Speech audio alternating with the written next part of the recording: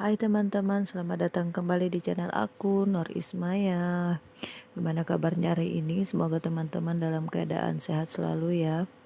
Pada video aku kali ini aku akan berbagi tentang soal dan pembahasan tes wawasan kebangsaan nasionalisme bagian 3 ya teman-teman. Oke teman-teman, langsung aja kita ke soal nomor 1. Nasionalisme Indonesia sejak awal merupakan nasionalisme yang anti terhadap kolonialisme dan A. Komunisme, B. Liberalisme, C. Etnosentralisme, D. Imperialisme, atau E. Chauvinisme. Jadi ya teman-teman, nasionalisme Indonesia sejak awal merupakan nasionalisme yang anti terhadap kolonialisme dan imperialisme, atau D jawabannya teman-teman.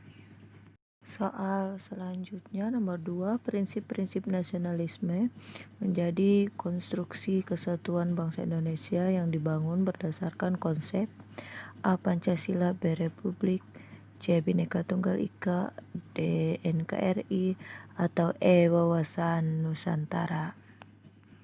Prinsip-prinsip nasionalisme menjadi konstruksi kesatuan bangsa Indonesia yang dibangun berdasarkan konsep Bhinneka Tunggal Ika ya teman-teman, atau berbeda-beda tetapi tetap satu jua. Jadi jawabannya adalah C. Soal nomor 3, ancaman nasionalisme dari dalam negara baik yang bersifat ideologis maupun politis banyak terjadi dalam kurun waktu tahun A. 1908 sampai 1945, B. 1945 sampai 1949, C. 1950 sampai 1965, D. 1966 sampai 1995, atau E. 1995 sampai 1998. Ancaman nasionalisme dari dalam negara baik yang bersifat ideologis maupun politis banyak terjadi dalam kurun waktu tahun 1950 sampai 1965 ya teman-teman. Jadi jawabannya adalah C. Lanjut ke soal nomor 4. Salah satu syarat keberhasilan integrasi nasional adalah terciptanya kesepakatan bersama mengenai norma-norma dan nilai-nilai sosial yang dilestarikan dan dijadikan A. dasar negara, B. pedoman hidup, C. pandangan hidup, D. cita-cita bersama, atau E. semboyan berbangsa. Jadi salah satu syarat keberhasilan integrasi nasional adalah terciptanya kesepakatan bersama mengenai norma-norma dan nilai-nilai sosial yang dilestarikan dan dijadikan pandangan hidup, yaitu jawabannya adalah C. Lanjut ke soal nomor 5. Segala aneka macam yang terjadi dalam keanekaragaman dapat ditentukan dan dicapai titik terangnya apabila terdapat sifat dan sikap berikut kecuali A. toleran, B. saling percaya, C. sektarian, atau D. inklusif, atau E. rukun. Segala aneka macam yang terjadi dalam keanekaragaman dapat ditemukan dan dicapai titik temunya apabila terdapat sifat dan sikap berikut kecuali toleran, saling percaya, sekretarian, inklusif, atau rukun. Jadi kecualinya adalah sekretarian C. Adapun sekretarian itu sendiri adalah bigotry, diskriminasi, atau kebencian yang muncul akibat perbedaan di antara suatu kelompok seperti perbedaan denominasi, agama, atau praksi politik. Jadi jawabannya adalah sekretarian ya teman-teman. Lanjut ke soal berikutnya.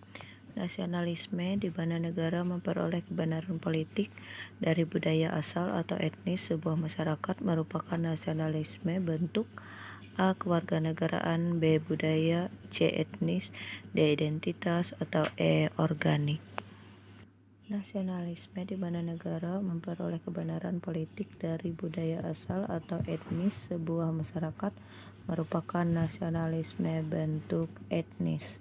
Dari soalnya saja sudah bisa kita tebak bahwa ada kata etnisnya, jadi jawabannya adalah C. Nasionalisme bentuk etnis. Lanjut ke soal berikutnya, nomor 7. Peristiwa yang sangat besar pengaruhnya terhadap berkembangnya gagasan nasionalisme di dunia adalah A. Revolusi Prancis, B. Perang Dunia Pertama, C. Perang Dunia Kedua, D. Perang Saudara di Amerika, atau E. Imperialisme negara Inggris di Asia. Peristiwa yang sangat besar pengaruhnya terhadap perkembangan gagasan nasionalisme di dunia adalah Revolusi Prancis, yaitu jawabannya adalah A. Soal nomor 8.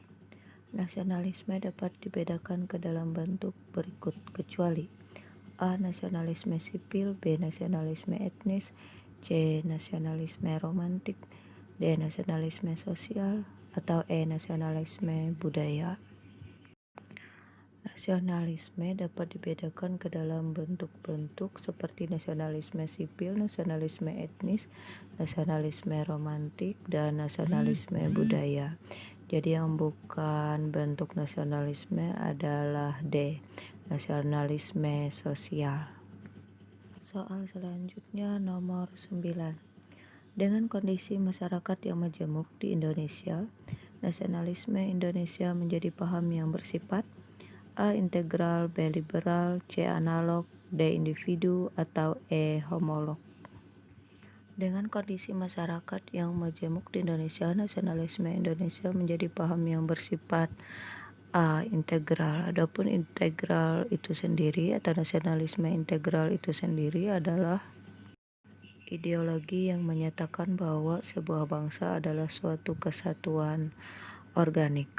Kaum integralis yakin bahwa bangsa, negara, atau negara bangsa merupakan tujuan dan tindakan moral, bukan cara mencapai tujuan. Lanjut ke soal selanjutnya, soal yang terakhir nomor 10. Dalam tahap awal perkembangannya, nasionalisme di Indonesia berperan sebagai strategi untuk A. Menghormati HAM, B. Melawan penjajah, C. Mempererat semangat persatuan, D. Meningkatkan partisipasi rakyat dalam pembangunan, atau E. Mempertahankan negara. Dalam tahap awal perkembangannya, nasionalisme di Indonesia berperan sebagai strategi untuk melawan penjajah ya teman-teman. Jadi jawabannya adalah B. Oke teman-teman, demikian yang dapat aku sampaikan di video aku kali ini. Semoga bermanfaat untuk teman-teman untuk tetap berlatih dalam menghadapi tes CPNS maupun tes P3K yang akan dilaksanakan tahun ini. Demikian teman-teman, jangan lupa like, komen, dan subscribe-nya teman-teman. Terima kasih, sampai bertemu lagi di video aku selanjutnya. Bye.